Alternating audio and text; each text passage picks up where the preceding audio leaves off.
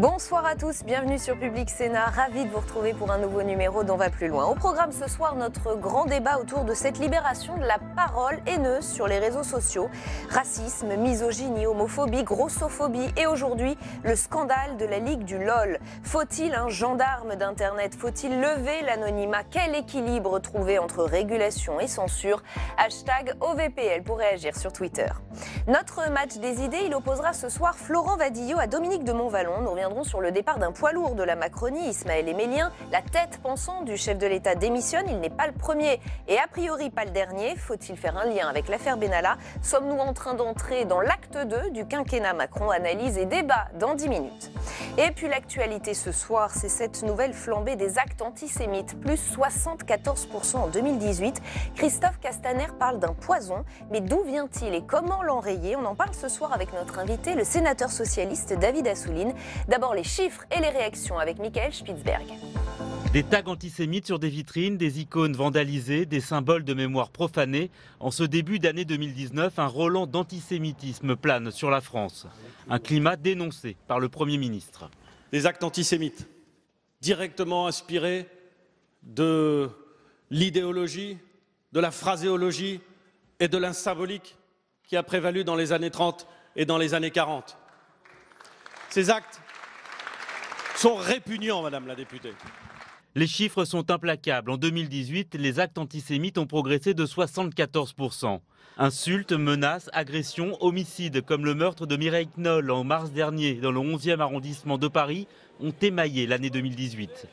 Si en 2017, 311 actes antisémites ont été recensés, il y en a eu 541 l'an dernier, de plus en plus violents. Cette hausse spectaculaire, c'est une hausse qui concerne les actes en général, mais avec une hausse encore plus spectaculaire de près de 90% des violences antisémites.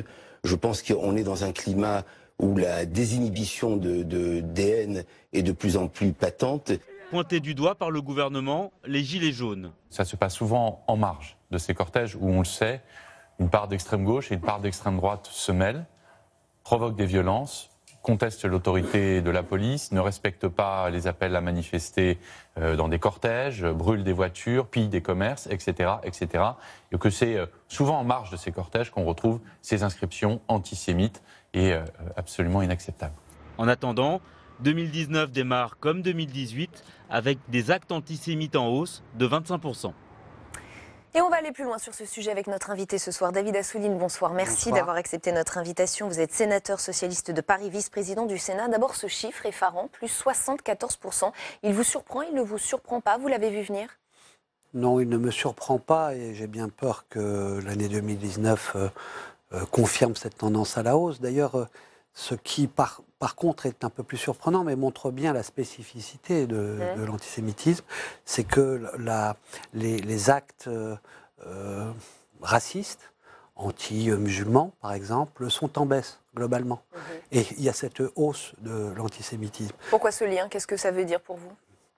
Ça veut dire que c'est spécifique, ça veut dire qu'il y a quelque chose en ce moment qui se répand et qui ressemble à ce qu'on a connu à d'autres moments de l'histoire, où on cherche un bouc émissaire fantasmé. Le juif joue ce rôle à chaque fois. On va lui reprocher d'être communiste parfois ou d'être capitaliste selon les interlocuteurs, et puis aussi celui qui oppresse les peuples avec l'antisionisme en paravent d'un antisémitisme caché.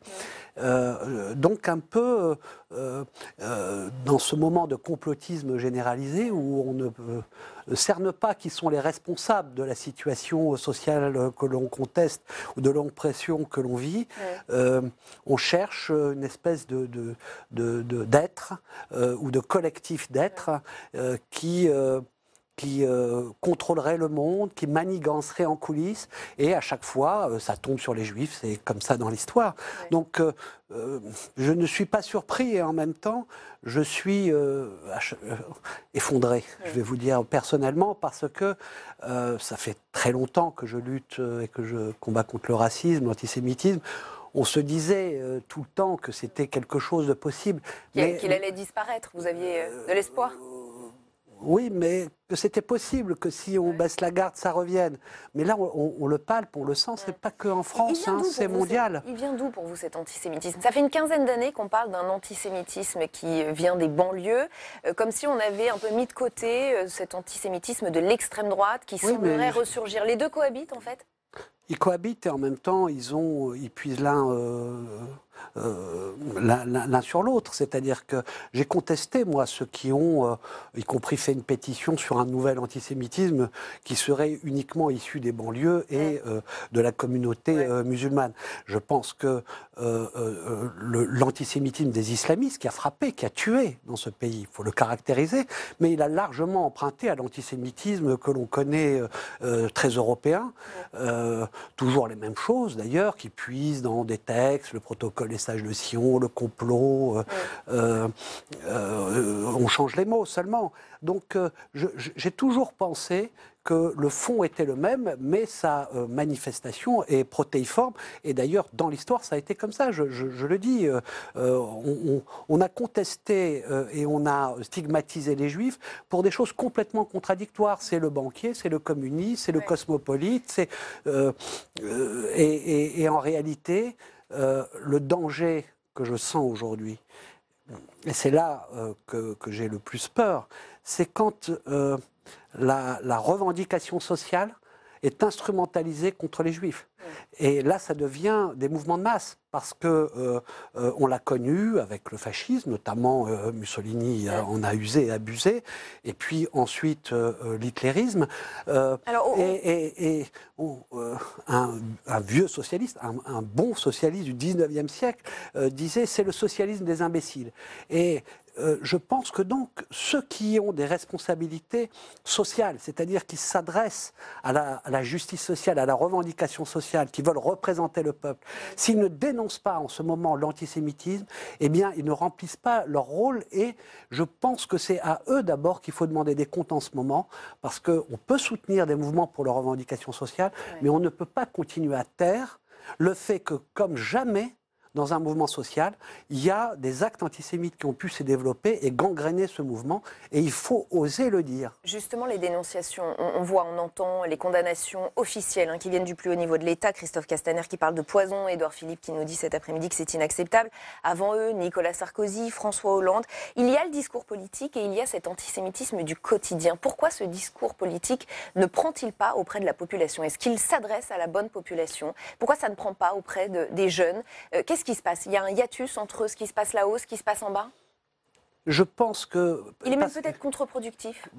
Je pense pas. Bon, je pense pas qu'en parler, c'est contre-productif. Je dis pas que c'est ce que vous dites, mais certains l'ont dit, qu'il fallait plutôt taire ces actes parce que ça pouvait donner des idées, ça faisait de la publicité. Non, c'est l'inverse. Mais je pense que le travail n'est pas assez quotidien, n'est pas assez permanent. Quand il y a un acte, eh bien, il y a effectivement, que voient les jeunes, eh bien, ils voient un certain nombre de responsables politiques, républicains, qui disent ce qu'il faut dire, et c'est bien. Et voilà, c'est pas dans leur quotidien. C'est l'école, regardez. Les parents, l'éducation. Mais regardez les chiffres sur les jeunes qui ne connaissent pas, le pourcentage de jeunes qui ne connaissent pas même le sens du mot Shoah, qui ne savent pas ce qui s'est passé. Donc, le minimum qui se fait à l'école, et tout le monde ne va pas à l'école et suffisamment longtemps à l'école, mais n'est pas fait, n'est pas rempli. Et quand on voit que dans des pays comme la Hongrie, où en quelques jours, alors que la guerre était quasi finie, des centaines de milliers de Juifs ont été éradiqués, un rassemblement international avec des uniformes nazis antisémites qui s'est fait à Budapest il y a quelques jours. Mais on devrait tout de suite demander des comptes. Monsieur Orban, il est dans l'Union européenne. C'est-à-dire qu'il y a une espèce de condamnation et en même temps on banalise. Donc il y a de l'ambiguïté ? Il y a, je pense, constamment, face à l'antisémitisme, en fond de sauce, vaut mieux pas trop en parler, et, parce que ça réveillerait un démon, parce qu'on sent qu'il y a un fond qui demande à se réveiller, et on ne veut pas le réveiller. Mais non, il faut le combattre, même quand il n'est pas en manifestation publique, même quand il ne s'exprime pas de façon violente, de toute façon aujourd'hui, il s'exprimera de plus en plus violemment parce que la situation européenne, la situation mondiale... Le climat actuel. Mais écoutez, vous allez en Amérique latine, vous demandez, mais pourquoi vous vendez Mein Kampf? Il dit, mais parce que les gens le demandent et l'achètent. Voilà, c'est tout. Et le protocole de Sage de Sion, dans des pays, bon, c'est quelque chose qui n'est pas suffisamment combattu, qui est un peu toléré, maintenant qui explose au visage. Et qui n'est que la manifestation d'un problème plus général. Ce n'est pas le problème des Juifs. Delphine Orveller l'a très bien dit. L'antisémitisme, c'est le problème de la société. C'est le révélateur de quelque chose qui montre, que j'appelle, moi, le nationalisme populisme, le fascisme, qui... peut s'en prendre aux Juifs, certes, peut avoir ce bouc émissaire, mais s'en prend à tout le monde, s'en prend aux plus pauvres, très vite, s'en prend aux syndicalistes, s'en prend à tous ceux qui pensent différemment. Donc c'est ensemble et c'est avec les armes de la République qu'on doit répondre, mais vraiment maintenant il faut y aller, quoi. Et le message est passé. Merci infiniment David Assouline d'avoir été avec nous ce soir, sénateur socialiste de Paris, vice-président du Sénat. OVPL continue avec le match des idées. Il va opposer dans un instant Florent Wadillo à Dominique de Montvalon. On va revenir sur les derniers rebondissements à l'Élysée. Après Sylvain Faure, c'est Ismaël Emelien qui quitte le navire. Emmanuel Macron voit partir ou fait partir plusieurs conseillers très précieux. Que se passe-t-il? Est-ce le début d'une nouvelle phase du quinquennat Macron? On en parle avec nos invités juste après ce sujet de Cécile Sixou et de Samia Dechir. Ils sont ceux qui l'ont porté au pouvoir. 2 ans plus tard, le clan Macron se délite. Après le départ de Sylvain Faure, de Stéphane Séjourné, c'est au tour d'Ismaël Emelien, conseiller spécial du président, de quitter ses fonctions. Au groupe LREM du Sénat, François Patriel assure, il n'y a pas de malaise, les 3 hommes continuent de soutenir le président. On peut comprendre qu'après 2 ans au ministère, après 2 ans de campagne, après 2 ans à l'Élysée, ils aient besoin de réorienter leur vie, parce que vous imaginez la somme de travail qui a été fournie et de pression constante. Officiellement, si Ismaël Emelien quitte l'Élysée, c'est pour publier un livre, une version à laquelle on croit peu chez les Républicains du Sénat. Qu'on change des équipes en cours de route à l'Élysée, c'est pas anormal. Mais là, c'est pour toujours la même raison. C'est-à-dire c'est l'affaire Benalla et ses suites. Alors qu'ailleurs, quand on change d'équipe, c'est pour différentes raisons, mais qui n'ont rien à voir avec une seule affaire. Donc lui, il dit que c'est pour faire la promotion de son livre. Je lui souhaite bonne chance dans cette affirmation, qui, à mon avis, ne sera pas crue très longtemps. Pas cru non plus par Patrick Kanner, qui fait partie de la commission Benalla. Quand on change autant de collaborateurs et de collaborateurs très proches, c'est que manifestement, il y a peut-être une évolution politique qui se prépare. Ce que j'espère, non pas pour moi, mais pour les Français et pour le pays, c'est que cette prise de conscience éventuelle liée à ces départs aboutisse à une politique qui soit modifiée pour la France. Cette hémorragie de la Macronie est-elle un signe d'un changement de cap politique ou celui d'une fébrilité du président? En tout cas, selon certains sénateurs, il y aura dans les jours qui viennent d'autres départs. Eh bien justement, on va se poser la question sur ce plateau. Avec nous pour ce match des idées, Florent Wadillo, bonsoir. Bonsoir. Docteur en sciences politiques, président du think tank L'Hétairie. Dominique de Montvalon, bonsoir. Journaliste et éditorialiste politique. Comment vous l'interprétez, vous, ce nouveau départ dans la garde rapprochée ou parmi les plus proches d'Emmanuel Macron, Florent Wadillo? C'est d'abord un départ qui est lié à une affaire, qui est l'affaire Benalla, effectivement. C'est très clair. Oui, parce qu'Ismaël Emelien était très impliqué dans l'affaire Benalla depuis le début, sur la question des vidéos, sur la question du conseil stratégique. Et donc, il était, de ce point de vue, très mêlé à l'affaire Benalla, à un degré qu'on ignorait. Donc ça, c'est le premier élément. Deuxième élément, il y a évidemment un essoufflement du pouvoir macronien. On l'avait vu déjà en septembre, avec une difficulté à reprendre du souffle et déjà des réorganisations. Sylvain Faure sur la communication et les discours, avec Sibeth Ndiaye qui revenait un peu en arrière, une très forte critique concentrée sur le secrétaire général Alexis Collère. Et donc, il est naturel que le président reconfigure son dispositif qui, on le voit, s'est un peu essoufflé. D'autant qu'ils avaient surmédiatisé le rythme effréné qui était celui de l'Élysée. Et de ce point de vue-là, il n'est pas étonnant qu'une fatigue s'installe. Sauf qu'en l'occurrence, la fatigue n'y est pour rien. Et enfin, dernier élément, ce qui est très symptomatique, c'est qu'on parle de ce changement comme si c'était un remaniement ministériel. Oui, c'est vrai. Ce qui est le signe tout de même assez important que le centre de gravité du pouvoir s'est très clairement déplacé vers l'Élysée et vers certains conseillers du président de la République. Non pas l'ensemble de l'Élysée, mais un très petit cercle de conseillers du président de la République, d'où l'importance tout à fait cardinale. Parce que c'est comme ça qu'il est arrivé au pouvoir, c'est grâce à eux.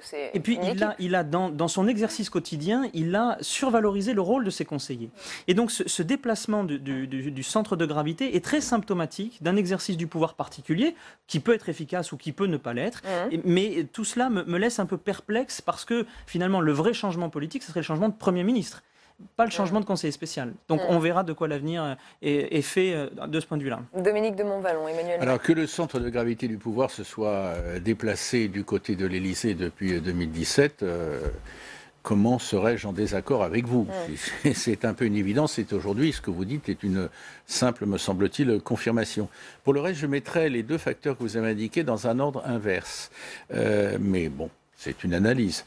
Je pense que le président, même si c'est douloureux pour lui, quelque part, psychologiquement, politiquement, j'ai presque envie de dire affectivement, avait fini par comprendre ou a fini par comprendre qu'il devait se séparer de ceux, parfois appelés par ceux qui ne les aiment pas les Mormons, qui, très talentueux et très aussi sûrs de leur pouvoir, l'ont entouré depuis le début de sa lente conquête du pouvoir et ensuite dans l'exercice du pouvoir, jusqu'à s'en sentir un peu copropriétaire. Donc, ce qui se profilait, c'est très clairement ce qu'on commence à voir, c'est qui s'accentue aujourd'hui, c'est-à-dire le remplacement de cette équipe par une autre, je dirais différente et probablement d'une certaine façon plus ouverte. Alors l'affaire Benalla, je ne l'évacue pas, elle est importante, elle compte, elle n'a probablement pas livré tous ses secrets, et je dirais moi que c'est un facteur d'accélération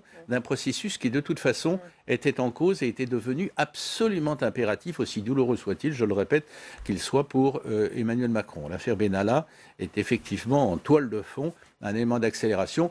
Si Ismaël Emelien devait être interrogé sur ses liens vrais ou supposés, enfin sur l'action qu'il a pu conduire ou ses actes dans l'affaire Benalla, il ne fallait pas que ce soit au titre de conseiller spécial du président. Donc les choses sous cet angle-là, sont clarifiées. Alors, beaucoup d'observateurs, en tout cas, se posent la question. Ismaël Emelien, se sont-ils menacés? Le palais de l'Élysée craint-il une mise en examen? François de Rugy, lui, a plutôt minimisé ce matin sur Europe 1. Écoutez.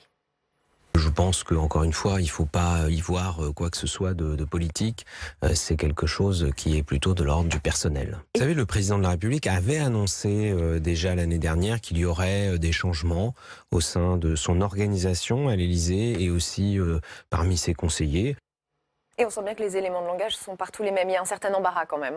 Il y a évidemment un embarras parce que c'est du pain béni pour l'opposition qui, depuis le début, a instrumentalisé l'affaire Benalla à tort ou à raison, mais il a instrumentalisé d'un point de vue politique. Et ce nouveau départ est une péripétie supplémentaire qui vient nourrir, en quelque sorte, la machine de l'opposition pour défaire, en quelque sorte, l'aura politique dont avait bénéficié Emmanuel Macron dès son élection. Donc, de ce point de vue-là, les éléments de langage sont nécessaires. Ils sont d'autant plus nécessaires qu'on peine à voir qui va remplacer Ismaël Emelien, qui était quand même crédité d'une très forte influence sur le président de la République. Certains ont parlé de son deuxième cerveau pour le désigner.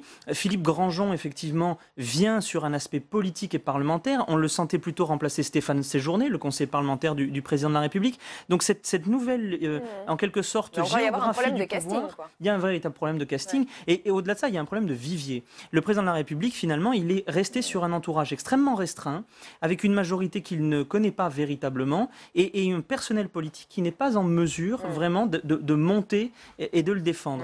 Donc c'est un sujet. D'ordinaire, on quittait l'Élysée pour devenir ministre quand on était conseiller influent. Là, ça n'est pas le cas. Alors, autre thème sur lequel j'aimerais vous faire réagir, c'est ce cumul des mandats qui fait hurler et qui est pourtant légal. C'est celui de l'ancien ministre de Jacques Chirac, Hervé Guémard. Le Parisien révèle qu'il est à la fois président du conseil départemental de Savoie et fonctionnaire de Bercy. S'il le faisait à titre gracieux, j'allais dire, ça ne poserait pas question, sauf qu'il qu'il cumule 2 salaires, 4 033 € net comme élu, 7 596 € comme administrateur civil. Alors lui, il assume complètement, voilà ce qu'il dit à nos confrères du Parisien. Je n'ai rien à cacher, je rappelle qu'il n'y a pas de statut des présidents d'exécutifs locaux, l'immense majorité d'entre eux exercent une activité professionnelle et de nous détailler son emploi du temps. Alors lisez bien, la journée type commence en général le matin dès 7h30 et se termine souvent vers 22h, y compris les week-ends et les jours fériés comme les fêtes patriotiques. Il y a une telle défiance envers les élus qu'il me semble utile de rappeler la consistance de cette charge de travail, de cette disponibilité et de présence au service d'autrui et de l'intérêt général. Réaction tout de même de René Dauzière, président de l'Observatoire de l'éthique publique. Ce sont des comportements de ce type qui entraînent la défiance, voire la colère des contribuables envers les élus. Dominique de Montvalon, qu'est-ce que ça vous inspire? Vous êtes d'accord? Je partage le sentiment de René Dauzière. L'ancien ministre est un homme de talent, on n'a pas attendu aujourd'hui pour le savoir, mais la façon dont il expose son emploi du temps me met personnellement, et je pense que je ne suis pas le seul, extrêmement mal à l'aise. Aujourd'hui, on peut s'interroger, et d'ailleurs beaucoup s'interrogent, je crois jusqu'au sommet de l'État, sur la nécessité peut-être de revenir à une forme de cumul de façon à ce que les élus ne soient pas hors sol et qu'ils aient un relais concret avec la vraie vie, j'ai envie de dire. Mais là, on se trouve, outre la dimension ambiguë de cette façon dont il explique qu'il est très pris, comme s'il était le seul d'ailleurs, dans son emploi du temps, mais il est haut fonctionnaire à Bercy. Moi, je suis mal à l'aise. Et je ne pense pas que ce soit par les temps qui courent, qui sont aussi des temps populistes, de raccourcis, de simplisme, mais enfin, jusqu'à un certain point, il faut quand même les prendre en compte. Il y a une aspiration à des choses plus claires de la part de l'opinion publique. C'est pas le cas.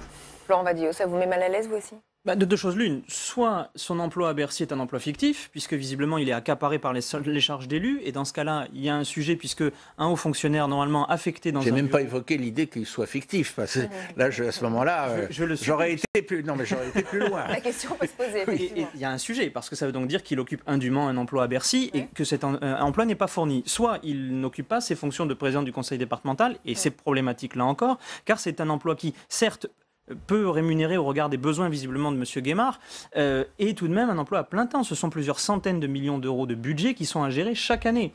Il y a au demeurant un sujet, parce que le problème d'Hervé Guémard, c'est qu'il pourrait se défendre derrière l'idée que les élus sont mal payés. Effectivement, présider aux destinées d'un conseil départemental... Ça pourrait être une vraie interpellation. C'est un problème d'ailleurs.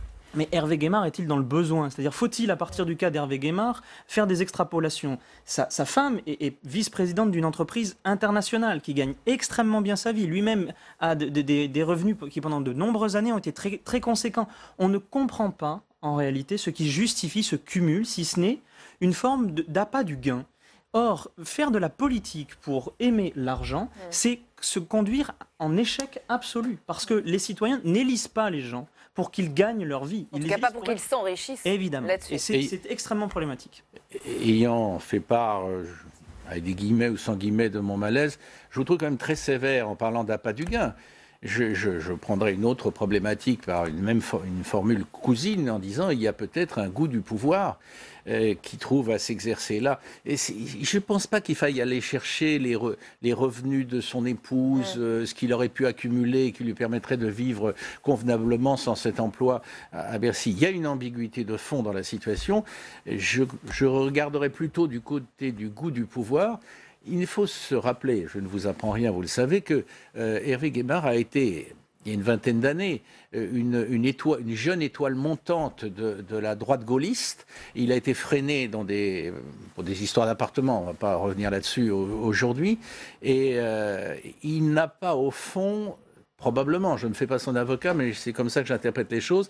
Et il n'a pas aujourd'hui probablement le terrain d'action qui correspond, de son point de vue, à son potentiel intellectuel et politique. J'entends, mais l'histoire de l'appartement, effectivement, puisqu'il avait dû partir de ses fonctions au ministère de l'économie et des finances pour occuper un appartement indûment, l'histoire de l'appartement, déjà, était un signe du fait qu'il aimait certaines largesses. Il vaut mieux un peu plus de clarté. au détriment du budget public. C'est là le problème, en réalité. C'est qu'il y a au moins un revenu de trop dans cette histoire. Il faut qu'ils choisissent entre... Mais vu le contexte, est-ce que ça veut dire que Hervé Guémard et d'autres n'ont strictement rien compris à ce qui se passait et à la colère populaire? Je pense qu'il faut vraiment se méfier de ce que le cas d'Hervé Guémard soit représentatif des autres. Ouais. On a d'ailleurs vu qu'il était le seul président de conseil départemental à avoir un emploi salarié en parallèle. Donc, de ce point de vue-là, il n'est pas représentatif. Oui, attention à la chasse aux sorcières aussi. C'est cela. Je pense qu'il faut se méfier. Il y a évidemment dans la classe politique des gens qui ne sont pas, qui ne se comportent pas de manière probe.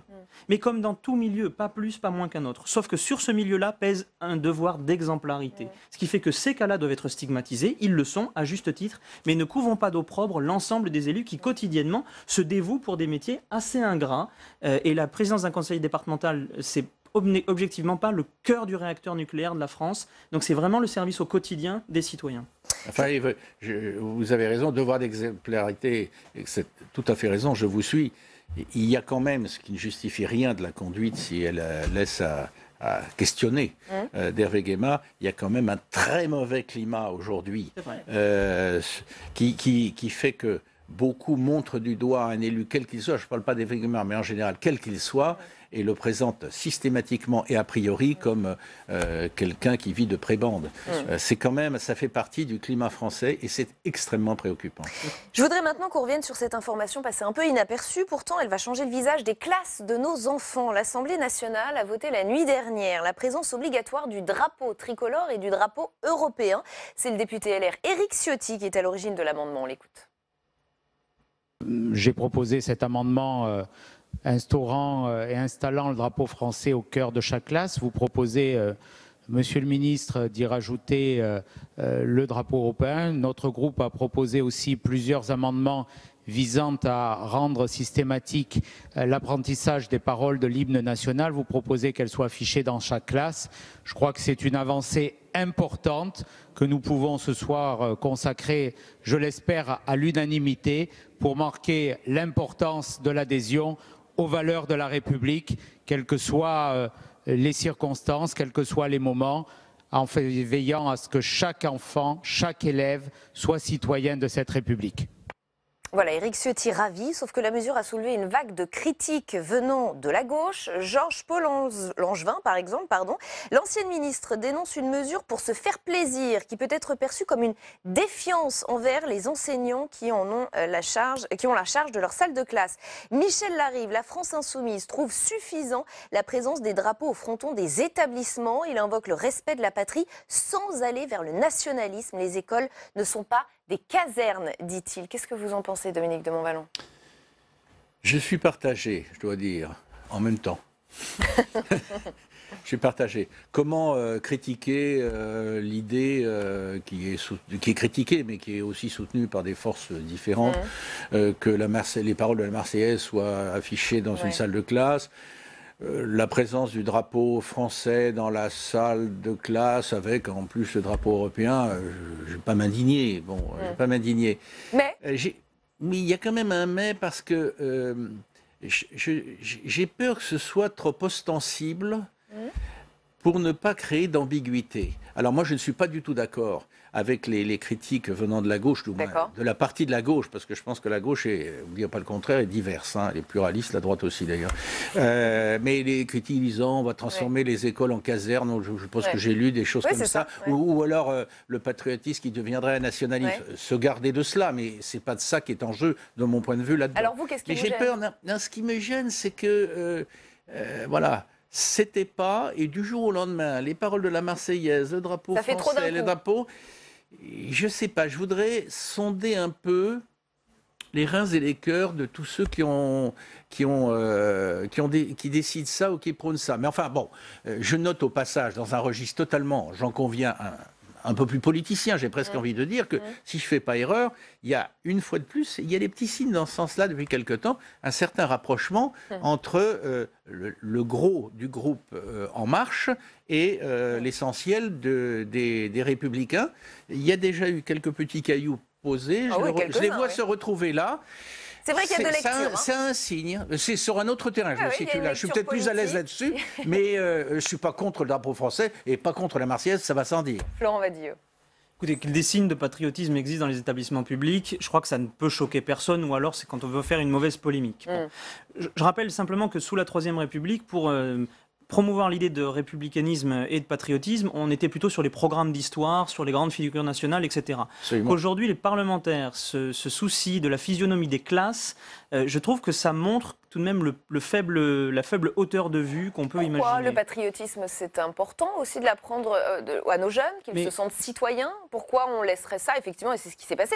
La gauche l'a laissé à l'extrême droite, ça a été l'une de ses erreurs historiques. Non, mais le fait d'investir le patriotisme, c'est absolument déterminant. Je pense qu'il faut être fier des valeurs républicaines, il faut vraiment être intransigeant, y compris sur leur défense et sur leur mise en exergue. Mais dans les salles de classe, est-ce qu'on va véritablement accompagner cette mise en place des drapeaux d'une mesure éducative, d'une histoire, on peut faire etc. confiance aux professeurs, aux enseignants pour le faire. On leur demande beaucoup de petit choses. pas sur un long chemin. On leur demande beaucoup de choses, oui, mais alors va-t-on pavoiser les édifices publics? Parce que c'est bien de pavoiser les classes, mais qu'en est-il des édifices publics? Moi, il m'étonne de voir que les drapeaux français ne sont sortis que pour les matchs de foot, le 14 juillet, ou les grands deuils nationaux, pour les mettre en berne. Il y a un rapport au drapeau qui n'est pas spontané dans l'espace public. Et là, on va l'insérer dans une classe sans régir le reste. Au demeurant, c'est une initiative d'Éric Ciotti. On ne peut pas la dénuer de toute arrière-pensée politique. Qu'essaie-t-on de dire? Que les enseignants n'insufflent pas les valeurs républicaines à la française? Que ce ne sont plus les hussards noirs de la République? Que les classes sont trop métissées? Qu'il faudrait donc faire un petit peu de nivellement? Cette histoire me gêne parce qu'en fait, sur une bonne intention, celle du patriotisme, on est en train, par une démarche parcellaire, de biaiser absolument un acte qui aurait pu être pur et désintéressé s'il avait été un peu plus généralisé. Il nous reste 15 secondes, Dominique de Montvalon. Eh bien, je pense que je partage votre sentiment, y compris votre gêne. Enfin, je l'ai exprimé à ma façon. Non, je pense que certains se demandent, et là, en ça, ce serait peut-être une provocation, s'il n'y aura pas ici, là ou ailleurs, des réactions de la part des élèves, sans mettre en cause du tout le corps enseignant, des réactions de certains élèves devant ce qui devrait être l'ordinaire d'une école dans la République. Eh bien, peut-être c'est ça qui est en jeu. Qu'on organisera un vrai débat sur cette question. Merci à tous les deux d'avoir participé à ce match des idées. On va plus loin, continue avec notre grand débat justement. #OVPL si vous avez envie de réagir sur Twitter. On va maintenant s'intéresser à cette haine qui continue de proliférer sur les réseaux sociaux. Haine antisémite, haine raciste, haine sexiste. Ces derniers jours, c'est l'affaire de la Ligue du LOL qui perturbe très sérieusement le milieu du web. Avant d'en parler avec nos invités, retour sur le scandale avec Flora Sauvage. Derrière ce nom, il y a un groupe Facebook privé créé à la fin des années 2000 par Vincent Glade. La Ligue du LOL réunit une trentaine de journalistes et de communicants. Ils sont accusés de cyberharcèlement contre d'autres journalistes et blogueurs, principalement des femmes. Des années après, les victimes ont décidé de parler. Certaines ont raconté sur Twitter ce week-end le harcèlement dont elles ont été victimes. C'était des injures, des insultes, des messages assez malveillants qui venaient de nulle part. Canulars téléphoniques, insultes sexistes anonymes et photomontages pornographiques, les harceleurs sont même venus sur le lieu de travail d'une de leurs victimes. Face au scandale révélé au grand jour, plusieurs médias ont suspendu leur collaboration avec les membres de la Ligue du LOL. Le journal Libération a mis à pied à titre conservatoire Alexandre Hervaux, chef du service web, et le journaliste pigiste Vincent Glade. Au magazine Les Inrocks, le rédacteur en chef web David Doucet et son numéro 2 ont aussi été mis à pied. Stéphane Desaulnois a décidé de quitter son poste de rédacteur en chef du magazine Le Tag Parfait. Les excuses des personnes impliquées dans la Ligue du LOL n'auront visiblement pas suffi. Avec nous pour le grand débat dont on va plus loin. Annette Lévy-Villard, bonsoir. Vous êtes journaliste, écrivain, vous tenez un blog hébergé par Libération et vous êtes aussi l'auteur de chroniques d'une onde de choc. Thierry Vallat, bonsoir. Avocat au barreau de Paris, spécialiste du droit du numérique. François Jost, bonsoir. Sociologue, spécialiste des médias, vous aussi. Auteur de La méchanceté en acte à l'ère numérique. Et Fabrice Epelboin, bonsoir et bienvenue. Prof à Sciences Po et spécialiste du numérique et des réseaux sociaux. Fabrice Epelboin, justement. En créant ce groupe, j'ai créé un monstre qui m'a totalement échappé. C'est ce que nous dit Vincent Glade qui a créé ce groupe, la Ligue du LOL. Monstre, pour vous, c'est le mot juste. La Ligue du LOL, c'est un résultat monstrueux des réseaux sociaux. C'est malheureusement un résultat extrêmement banal. Ce genre de comportement s'est depuis généralisé. Ce qu'on a avec la Ligue du LOL, c'est le patient zéro, la première véritable expérience coordonnée entre un petit groupe destiné à persécuter tout ce qui le dérangeait au final. Que ce soit des femmes, parce que le petit groupe était, il faut bien le dire, assez machistes, ou des gens qui politiquement ne correspondaient pas à ce qui leur semblait être dans le camp du bien, ou bien encore des concurrents. Et ils ont été très nombreux à être ainsi éliminés. Autre membre de ce groupe, Baptiste Flusin, directeur de création, lui aussi il a posté un message d'excuse sur LinkedIn, sur un autre réseau social, et il nous dit notamment « Rien ne justifiait ce comportement de meute ». Et là c'est le mot meute qui m'intéresse. Vous avez entendu monstre et là meute. Oui, ça fait penser au cas par exemple de viol collectif de gang qui a eu lieu en Espagne. Et les gens s'appelaient la meute. Eux-mêmes sur Internet, ce groupe de mecs, ils se sont appelés la meute. Donc ça fait effectivement meute de loups, machisme, c'est quand même la majorité des hommes. Hein. En l'occurrence, c'est le cas, oui, absolument. Il y avait un peu de femmes dans la ligue du LOL, mais c'est principalement masculin, principalement machiste. Ça s'attaque aux femmes et également à des gens plus faibles, parce que la question est le pouvoir. C'est toujours les gens qui ont le pouvoir de terroriser d'autres gens, autrement ça ne marcherait pas. D'ailleurs, les femmes n'ont pas parlé pendant très longtemps, ça fait 10 ans que ça dure, parce qu'elles avaient peur, parce que ces types-là se retrouvent, ni les hommes, se retrouvent en position de pouvoir à un moment donné, les embaucher, c'est une histoire de journée, les embaucher dans leur rédaction, sur leur site internet, etc. Donc elles avaient la trouille de parler. Thierry Vallat, on a entendu ces mots, monstre, meute, vous semblez banaliser en disant que finalement c'est quelque chose d'assez courant. Qu'est-ce que ça vous inspire, cette ligue du LOL? Non, mais c'est un cas d'école. Là, je crois que jamais à ce stade, et encore on n'en est qu'aux prémices, à mon avis, on n'a pas encore tout vu ni tout entendu. On verra également les problèmes de prescription, on en parlera certainement, par rapport à chaque dossier. On a tout, parce qu'on a du cyberharcèlement, on a de l'usurpation d'identité numérique, on a des messages haineux, des messages homophobes, des messages sexistes, sexuels, de la pornographie, on a vraiment un florilège de tout ce qu'il ne faut pas faire.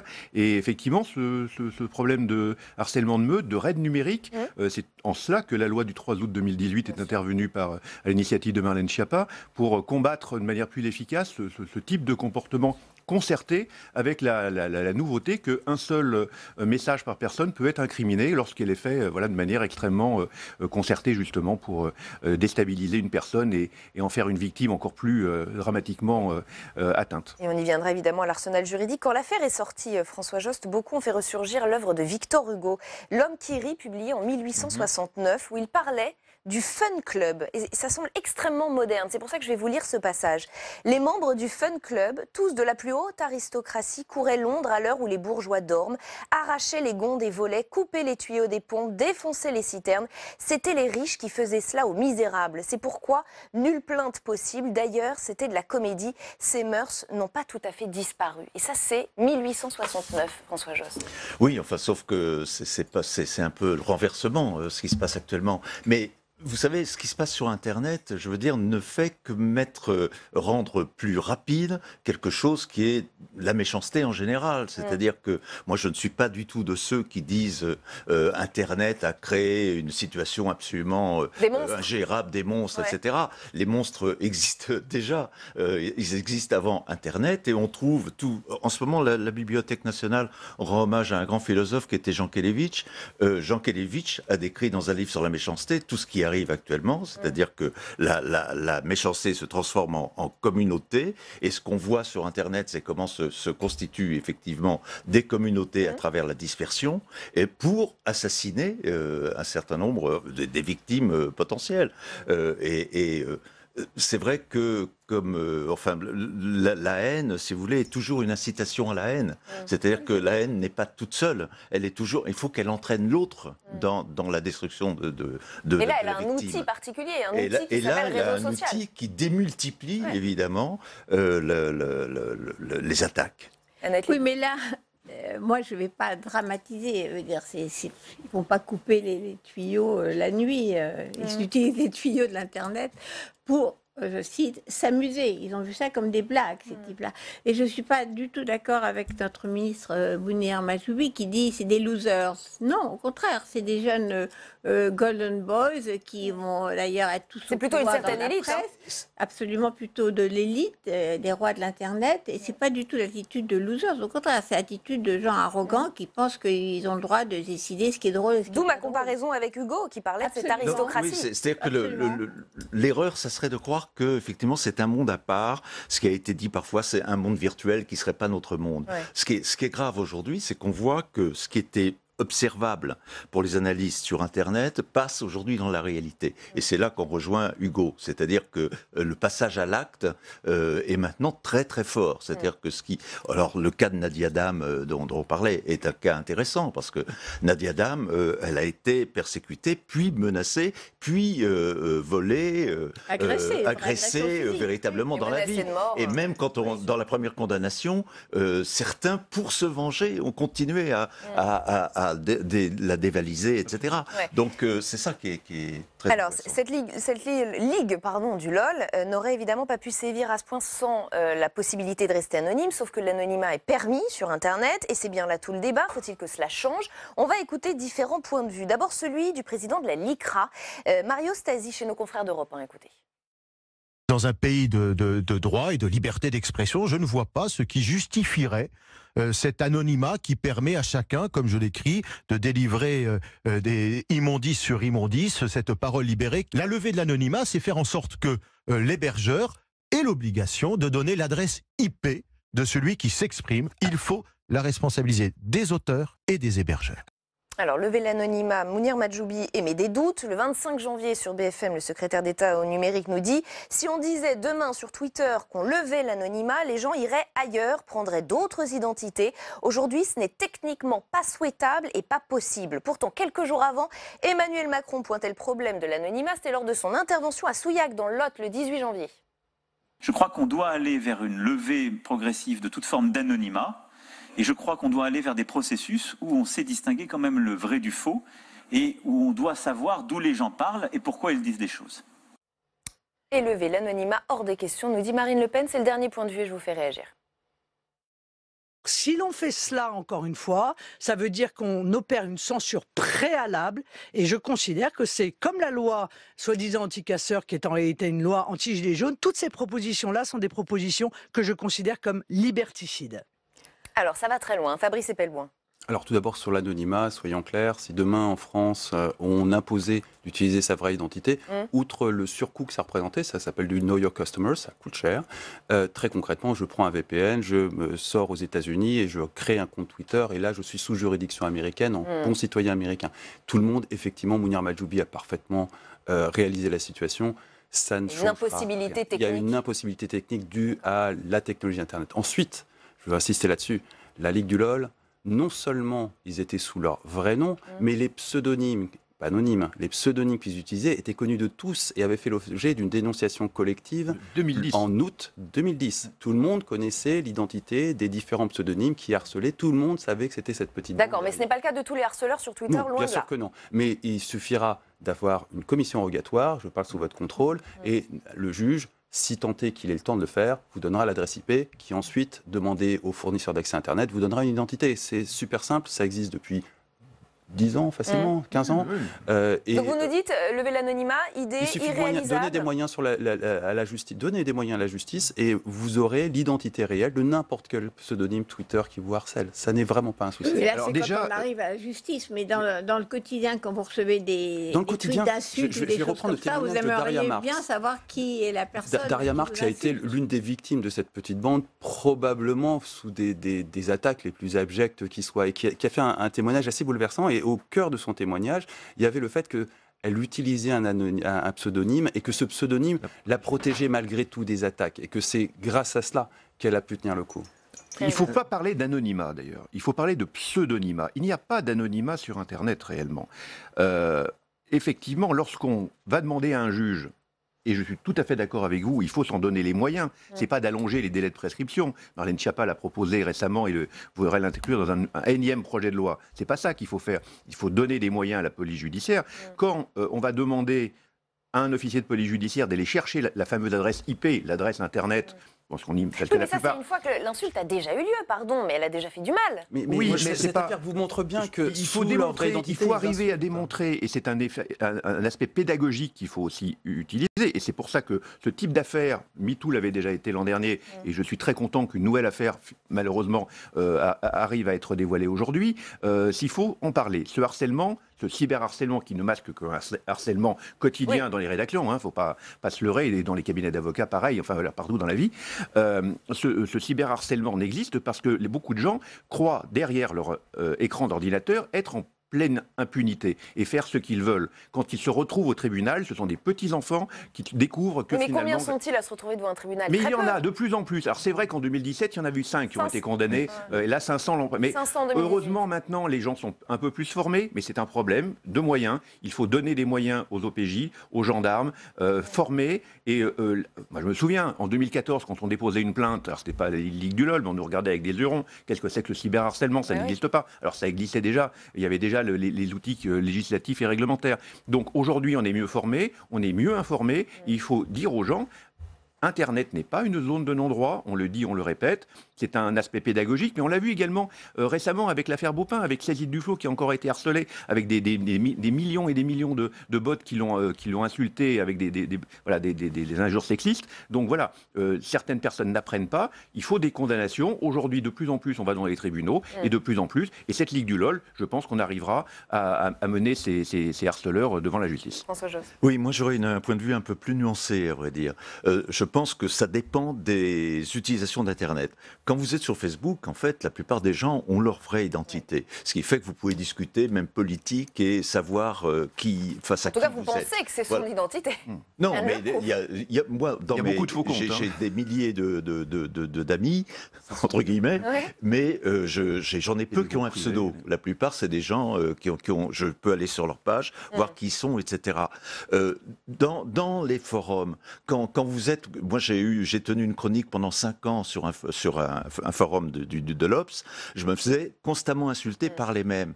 Je lui disais, mais qui êtes-vous? Que faites-vous dans la vie pour qu'on puisse discuter? Êtes-vous avocat, etc. C'était absolument impossible. Et je dirais, l'Obs, en l'occurrence, aurait pu me dire qui c'était, mais ne me l'a jamais dit. Et Dieu sait que j'ai réclamé. Donc, dans ce cas-là, si vous voulez... Il y avait ce sentiment d'impunité de la part de ces internautes. Et si la personne, si je savais qui elle était, etc., la discussion serait tout à fait différente. Alors, maintenant sur Twitter ou sur des sites où on défend des grandes causes, bien sûr, c'est peut-être différent.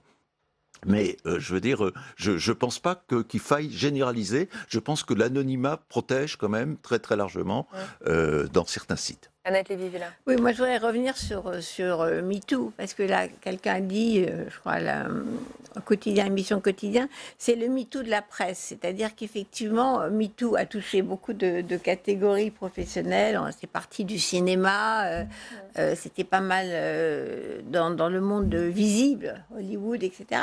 Et en France, ça n'a pas vraiment touché justement la presse. Ça touche les journalistes comme ça pourrait toucher une autre catégorie professionnelle, parce que le harcèlement... c'est un phénomène qui touche absolument tout le monde, pas simplement la presse. Mais là, ce qui est intéressant, c'est que ça touche les journalistes entre eux.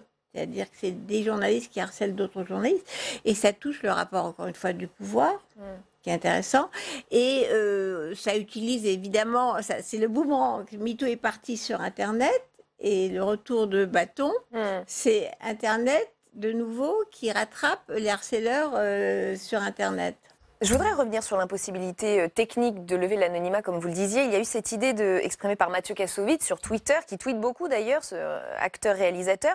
Il suffit de créer des réseaux sociaux payants, 1 euro par mois, avec une charte éthique et un nom par profil, sans pub, sans utilisation des infos et sortir des réseaux anonymes. Qu'est-ce que vous en pensez? Sans utilisateur non plus. Qui va payer 1 euro sur un réseau social qui débarquerait demain matin, alors que vous avez Facebook qui compte plus de 2 milliards d'habitants? Au passage, je vous signale qu'un demi-milliard sont des faux comptes avec des fausses identités. Ou Twitter, si c'est 1 euro, de très loin, et si on a l'assurance de ne pas avoir d'anonymat et d'être sûr de savoir qui on a. Mais vous n'aurez personne sur un tel réseau. Il y a eu une multitude de modèles économiques testés dans cette vague. Aucun modèle payant n'a jamais marché. Jamais. Donc c'est que l'anonymat arrange pas mal de monde. Non, c'est que la gratuité avance pas mal de monde. Oui, enfin 1 euro. L'anonymat, c'est 1 euro, certes, pour nous, c'est rien. Mais... Non, mais 1 euro pour une inscription sur un réseau social, je pense que non, vraiment, même dans une grande pauvreté, on peut trouver 1 euro si on est intéressé par un réseau social. Non, vraiment. Là, il s'agit de descendre sur terre. Non, il y a vraiment des gens qui sont à 1 euro près en ce moment. C'est le moment de le réaliser. Et faire une barrière à l'entrée financière pour le droit à l'expression, c'est quand même un problème dans une démocratie. Thierry Ballas. Non, il faut conserver le pseudonymat, l'anonymat si vous le souhaitez. Il faut le garder parce que, vous voyez, il y a des avocats, Maître Eolas par exemple, qui est le plus emblématique d'entre nous. Il a commencé comme ça en 2009, il était un des précurseurs. Il a pris un pseudo, il l'a conservé, ça ne l'a pas empêché, le cas échéant, d'avoir des tentatives de poursuite. Il a d'ailleurs été relaxé récemment par la Cour de cassation. Voilà, donc, et il peut s'exprimer de la manière, et tout le monde sait qui il est. Donc il n'y a pas vraiment de gros problèmes là-dessus. Il n'en reste pas moins que, attendez, quand les gens ont leur nom, ils n'ont pas du tout... Les gens qui insultent beaucoup, c'est pas les gens qui... Alors il y en a qui insultent. Moi je tweete sur mon véritable nom. Alors moi c'est vrai que je suis avocat, donc j'essaye de respecter mes règles déontologiques. Après, si vous avez des personnes... Il faut absolument qu'on fasse comprendre aux gens que le pseudonyme ne les protège pas. Et ça, je reviens à ma vertu pédagogique, parce que comme vous l'avez dit fort justement, la lettre de 2010, on savait pertinemment qui se cachait, ou se cachait plus ou moins bien, derrière les pseudos et de ces gens de la Ligue du LOL. Donc en fait, on savait, et j'attire l'attention, que le fait qu'ils étaient couverts par leurs directions respectives, parce qu'ils ont même été promus, tous ces gens-là, ils sont aujourd'hui, ils étaient à la tête de la rédaction en chef des Inrocks, numéro 3 du web de Libé, enfin bon voilà, donc ils ont quand même progressé en 9 ans. Donc voilà, il y a quand même eu tout un système qui les a... Et comme dans l'affaire Weinstein, tout un système du cinéma qui a protégé les harceleurs. L'omerta du milieu. Oui, mais je pense que si cette histoire était sortie il y a 2 ans, par exemple, donc avant MeToo, on en aurait moins parlé, certainement. Je suis tout à fait d'accord. Comme l'affaire Strauss-Kahn, quand même, n'a pas bouleversé la France. Donc il y a un avant et un après. C'est-à-dire que maintenant, ça ne passe plus. Ça ne m'a pas du tout étonné que pendant le week-end, c'est monté comme ça, parce qu'au début, on dit bon, c'est pas grave, c'est des blagues de collégiens. Et en fait, ça ne passe plus. C'est ça qui est vraiment intéressant, moi, je trouve.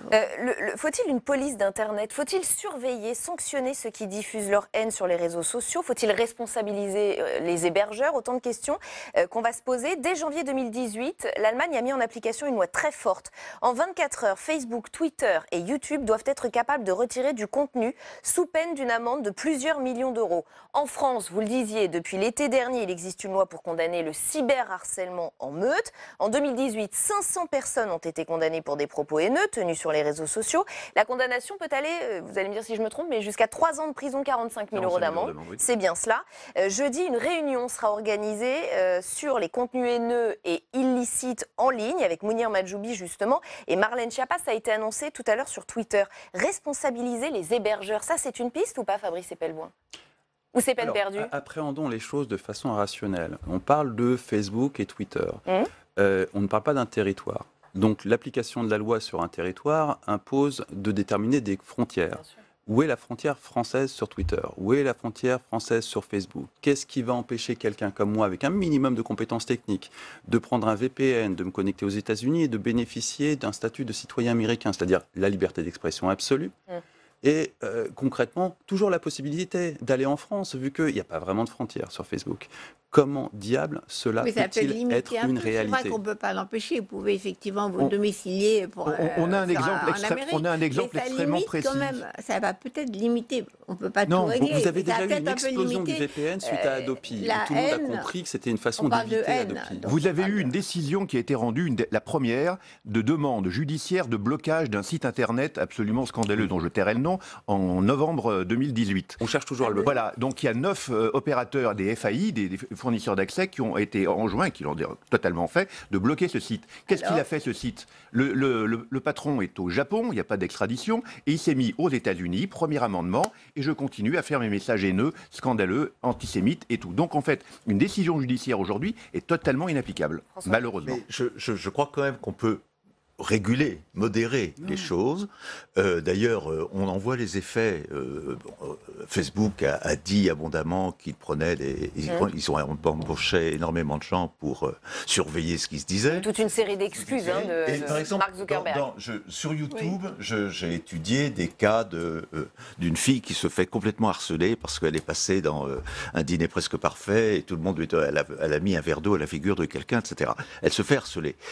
Au point où il y a des gens qui disent une fille comme ça, faudrait la tuer.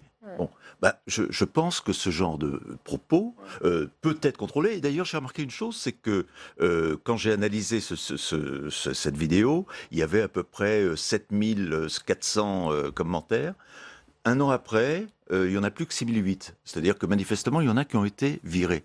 Et je pense qu'effectivement, avec un certain nombre d'algorithmes, etc., on peut alerter. Certaines plateformes jouent le jeu. Voilà. Facebook joue le jeu davantage. Et c'est vrai que les sanctions allemandes ne sont pas inintéressantes. Twitter le joue beaucoup moins. Oui, c'est plus facile si vous faites un tableau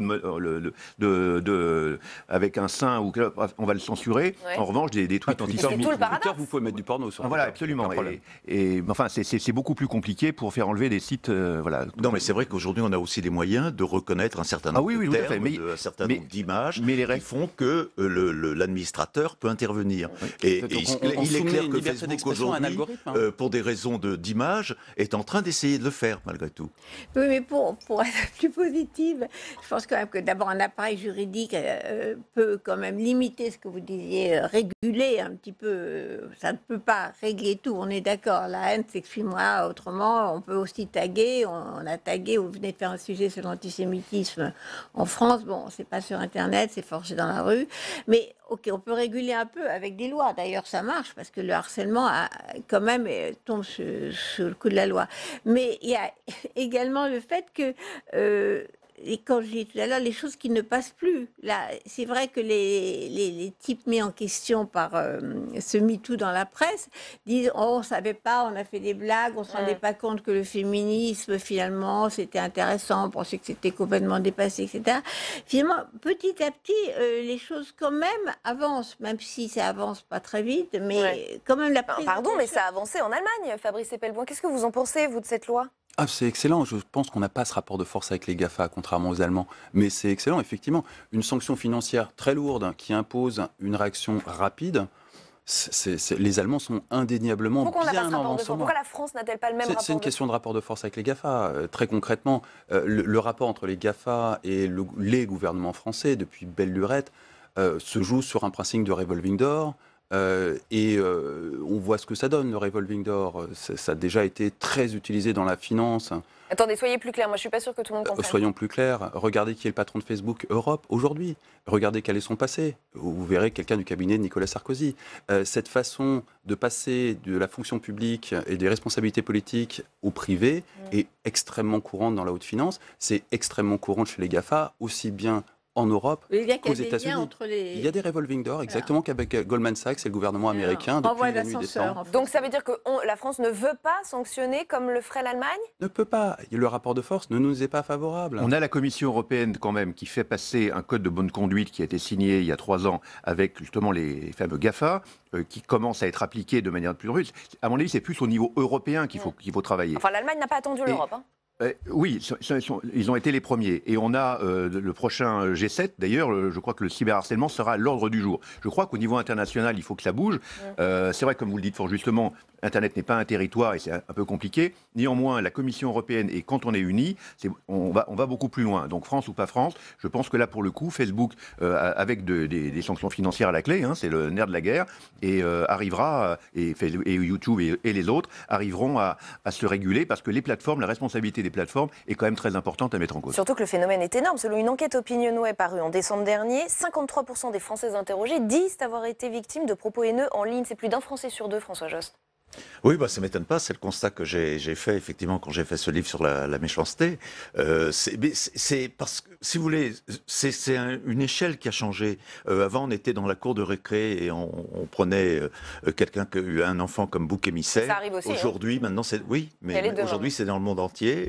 Et comme on vit sur le fait qu'on est encouragé par les gens qui vous approuvent, qui like, etc., ça démultiplie absolument. Et le cyberharcèlement ne s'arrête pas à la cour de récréation, il continue chez lui, c'est ça qui est extrêmement et mondialement. On a une émission extrêmement populaire aujourd'hui qui s'appelle « Touche pas à mon poste » de Cyril Hanouna, dont le principe est l'humiliation entre les protagonistes et qui se projette sur Twitter de façon à projeter cette humiliation et ce harcèlement avec les fans de l'émission sur Twitter. C'est devenu un mode de fonctionnement classique des médias. Ça n'est pas réservé à Libération ou aux Inrock, c'est devenu un mode de fonctionnement classique des médias. Désigner les méchants et leur taper dessus. Merci beaucoup à tous les 4 d'avoir participé à ce grand débat. C'est la fin de cette émission. Nous, on se retrouve demain en direct à 18h30 sur Public Sénat. Sachez que l'invité de Territoire d'Info, demain, c'est Christian Estrosi, maire LR de Nice. Très bonne soirée, restez au cœur du débat.